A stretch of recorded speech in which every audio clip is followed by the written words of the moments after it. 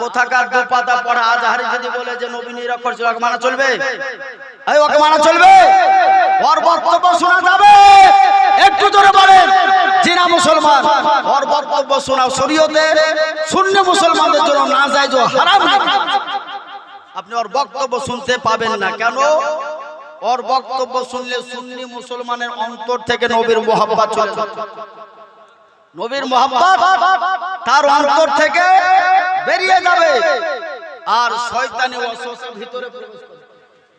এই জন্য সুন্নি মুসলমানদের জন্য, সুন্নি মহিলাগণের জন্য, মা বোনদের জন্য মিজানুর রহমান আজহারি, তারপর গোলাম রব্বানী, এরকম আব্দুর রাজ্জাক বিন ইউসুফ, এই সমস্ত আমির হামজা, এই সমস্ত ব্যক্তিদের ওয়াজ শোনা শরীয়তের বিধান মোতাবেক নাজায়েজ ও হারাম লেখা আছে।